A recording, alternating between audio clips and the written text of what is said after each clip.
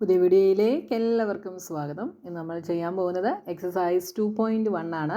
ഇതിനു മുമ്പ് ഞാൻ ഇൻട്രൊഡക്ഷൻ വീഡിയോ ഈ പോർഷൻ്റെ അപ്ലോഡ് ചെയ്തിട്ടുണ്ട്. അത് കണ്ടതിന് ശേഷം നിങ്ങൾ എക്സസൈസുകൾ കാണുക.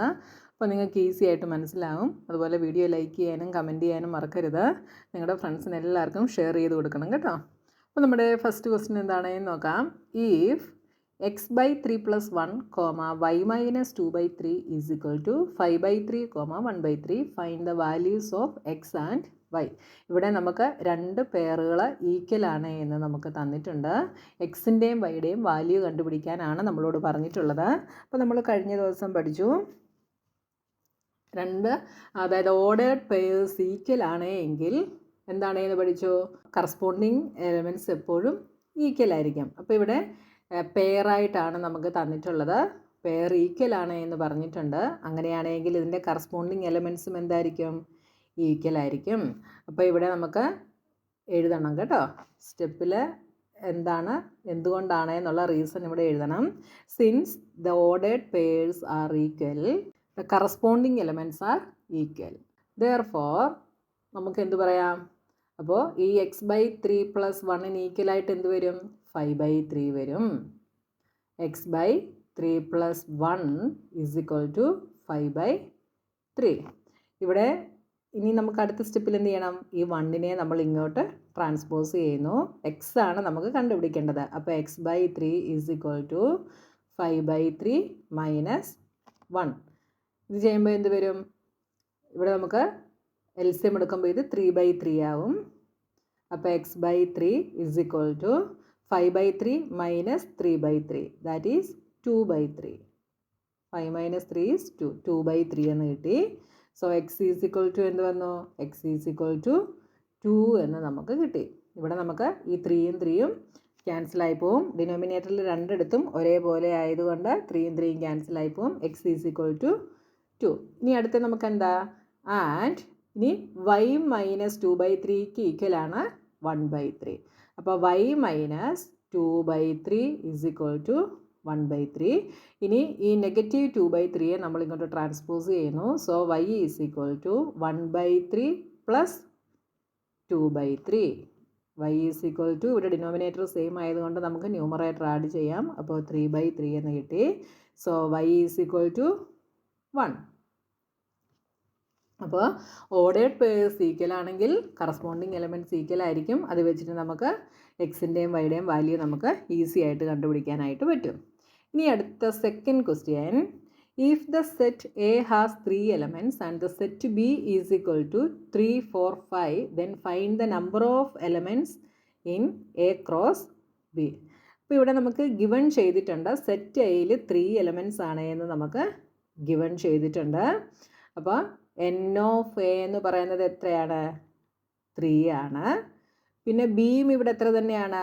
1, 2, 3. And n of B is equal to 3.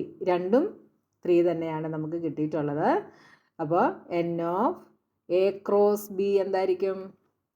ഈ എയിലെയും ബിയിലെയും എലമെൻറ്റുകളെ തമ്മിൽ മൾട്ടിപ്ലൈ ചെയ്യുന്നതായിരിക്കും അല്ലേ? അപ്പോൾ n of A into n of B is equal to 3 into 3 is equal to 9. 9 ആണ് എ ക്രോസ് ബിയിലെ എലമെൻറ്റ്സുകളുടെ എണ്ണം. ഇനി അടുത്തത്, if G is equal to 7, 8 and H is equal to 5, 4, 2, find G cross H and H cross G. ഇത് രണ്ടും നമ്മൾ കണ്ടുപിടിക്കണം. അപ്പോൾ കാർട്ടീഷ്യൻ പ്രൊഡക്റ്റ് കണ്ടുപിടിക്കുന്നത് കഴിഞ്ഞ ദിവസം ഇൻട്രൊഡക്ഷൻ വീഡിയോയിൽ നമ്മൾ പഠിച്ചിരുന്നു അല്ലേ? ജി ക്രോസ് എച്ച് എന്തായിരിക്കും? ജി ക്രോസ് എച്ച് ചെയ്യുമ്പോൾ നമ്മുടെ പെയറിനകത്ത് ആദ്യം എഴുതുന്ന എലമെൻറ്റുകൾ ജിയിലുള്ളതായിരിക്കണം, രണ്ടാമത് എച്ചിലുള്ളതും എഴുതണം. അപ്പോൾ എങ്ങനെ എഴുതാം? ഫസ്റ്റ് വൺ നമ്മൾ 7 എടുത്തിട്ട് 7ൻ്റെ കൂടെ ഇത് 3 എഴുതുന്നു. അപ്പോൾ 7, 5, അടുത്തത് 7, 4, അടുത്തത് 7, 2. ജിയിലുള്ളതാണ് ആദ്യം എഴുതിയിരിക്കുന്നത്. ഇനി അടുത്തത് 8 എടുക്കുന്നു. 8, 5, 8, 4, 8, 2. സെറ്റായിട്ട് വേണം കാർട്ടീഷ്യൻ പ്രൊഡക്റ്റ് എഴുതാനായിട്ട്. അപ്പോൾ നമുക്കിവിടെ കിട്ടി. എത്ര എണ്ണമാണ്? 1 2 3 4 5 6. ഇവിടെ 2 എലമെൻറ്റ്സ് ആണ്, ഇവിടെ 3 എലമെൻറ്റ്സ് ആണ്. അപ്പോൾ 3 × 6 എലമെൻറ്റ്സ് ഇവിടെ കാർട്ടീഷ്യൻ പ്രൊഡക്റ്റിനകത്ത് കാണണം കേട്ടോ. എന്നാലേ അതിൻ്റെ ആൻസർ കറക്റ്റ് ആവത്തുള്ളൂ. അപ്പോൾ G × H നമുക്ക് കിട്ടി. ഇനി അടുത്തത് H × G. H × G ചെയ്യുമ്പോൾ Hലെ എലമെൻറ്റ്സുകൾ വേണം ആദ്യം വരാനായിട്ട്. അപ്പോൾ 5 7 5,8 5,7 5,8. അടുത്തത് 4,7 4,8. അടുത്തത് 2,7 2,8. വളരെ സിമ്പിളാണ് ചെയ്യാനായിട്ട്, വളരെ ഈസി ആയിട്ടുള്ള ക്വസ്റ്റ്യൻസ് ആണ് കേട്ടോ. ഇനി അടുത്തത് 4th question. State whether each of the following statements are true or false. If the statement is false, rewrite the given statement correctly. If P is equal to M, N and Q is equal to N, M, then P cross Q is equal to Mn, M, N and N, M. ഇങ്ങനെയാണ് നമുക്ക് തന്നിട്ടുള്ളത്. ഇത് true ആണോ false ആണോ എന്ന് പറയണം. അപ്പോൾ നോക്കിയേ, ഇവിടെ Pയിൽ എത്ര എലമെൻറ്റ്സ് ഉണ്ട്? 2 എലമെൻറ്റ്സ് ഉണ്ട്. Qവിൽ 2 എലമെൻറ്റ്സ് ഉണ്ട്. അപ്പോൾ P ക്രോസ് Q, അതായത് കാർട്ടീഷ്യൻ പ്രൊഡക്റ്റിൽ എത്ര എലമെൻറ്റ്സ് വേണം? 2 × 2 4 എലമെൻറ്റ്സ് വേണം. പക്ഷേ ഇവിടെ 2 എലമെൻറ്റ്സേ ഉള്ളൂ. അപ്പോൾ ഈ സ്റ്റേറ്റ്മെൻറ്റ് ട്രൂ ആണോ? അല്ല, ഫോൾസ് ആണല്ലേ. അപ്പോൾ ഫസ്റ്റ് വൺ ഫോൾസ് ആണ്. എന്തുകൊണ്ടാണ്? N ഓഫ് P എന്ന് പറയുന്നത് ഇവിടെ 2 ആണ്. N ഓഫ് Q എന്ന് പറയുന്നതും 2 ആണ്. N ഓഫ് P എന്ന് പറയുന്നത് number of elements in the set P, അതാണ് N ഓഫ് P കേട്ടോ. N ഓഫ് Q എന്ന് പറയുന്നതും 2 ആണ്. അപ്പോൾ N of P cross Q Cartesian പ്രൊഡക്റ്റിൽ എത്ര കാണണം? 2 × 2 = 4 കാണണം.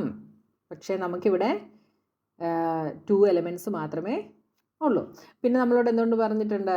ഫോൾസ് ആണെങ്കിൽ നമ്മൾ കറക്റ്റ് സ്റ്റേറ്റ്മെൻറ്റ് എഴുതാൻ പറഞ്ഞിട്ടുണ്ട്. അപ്പോൾ correct statement is P cross Q = എന്തൊക്കെ വരും? Pയിലെ എലമെൻറ്റ്സ് ആദ്യം വേണം. M, N, M, M, M, N, M, M. പിന്നെന്താ? ഇനി N വെച്ചിട്ട് N, N, N, M. ഇത്രയും എലമെൻറ്റ്സ് വേണം. ഇതാണ് കറക്റ്റ് സ്റ്റേറ്റ്മെൻറ്റ്. ഇനി രണ്ടാമത്തത്, if A and B are non-empty sets, then A cross B is a non-empty set of ordered pairs x, y such that x belongs to A and y belongs to B. അപ്പോൾ എയും ബിയും രണ്ട് non empty സെറ്റുകളാണ്. അങ്ങനെയാണെങ്കിൽ A cross B എന്തായിരിക്കും? Non empty set ആയിരിക്കും. എങ്ങനെയുള്ളതാണ്? Ordered pair of x, y such that x belongs to A and y belongs to B.